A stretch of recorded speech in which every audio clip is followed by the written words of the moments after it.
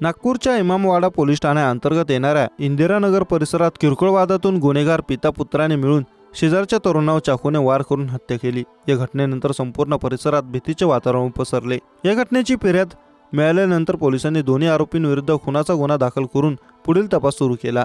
नागपूर शहरात फेब्रुवारी महिन्यात सुरू झालेली हत्येची मालिका थांबण्याचे चिन्ह दिसत नाही। बुधवारी रात्री इमामवाडा पोलीस ठाण्याच्या इंदिरानगर जाटत रोडी परिसरात आणखी एका हत्येची घटना घडली। आरोपी शेरू उर्फ शंकर राठोड याने त्याचा मुलगा ऋतिकसह शेजारी राहणाऱ्या महेश बावणे नावाच्या तरुणाची चाकूने भोसकून हत्या केली।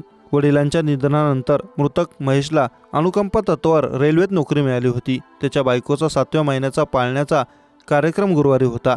या कार्यक्रमामुळे त्यांच्या घरी परिसरातील लोकांची गर्दी झाली होती। शेजारी राहणाऱ्या महिलेने लॉकडाऊनच्या काळात आरोपी शेरू आणि शंकर राठोड यांच्याकडून व्याजाने काही पैसे घेतले होते। शंकर हा अवैध सावकारी करत असून त्याच्यावर यापूर्वी हत्या, प्राणघातक हल्ला असे गुन्हे दाखल असल्याचे सांगण्यात येत आहे।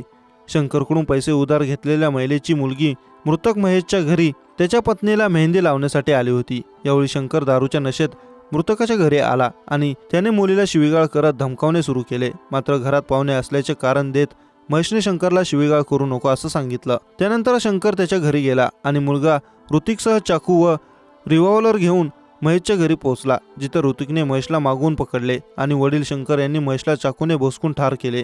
त्यानंतर त्यांनी घटनास्थळावरून पळ काढला। महेशच्या कुटुंबियांनी परिसरातील रहिवाशांच्या मदतीने त्याला शासकीय वैद्यकीय रुग्णालयात नेले, मात्र तपासादरम्यान डॉक्टरांनी त्याला मृत घोषित केले। या घटनेनंतर संपूर्ण परिसरामध्ये भीतीचे वातावरण पसरले। काही दिवसांपूर्वी मृतकाच्या वडिलांचा अपघाती मृत्यू झाला होता। त्यानंतर मृतकाला त्यांच्या जागी रेल्वेत नोकरी लागली। घटनेच्या दुसऱ्याच दिवशी 7व्या महिन्याचा पाळण्याचा आनंद शोकात बदलले। या हत्या प्रकरणी पोलिसांनी आरोपी पिता पुत्रावर गुन्हा दाखल केला असून त्यांचा शोध सुरू आहे।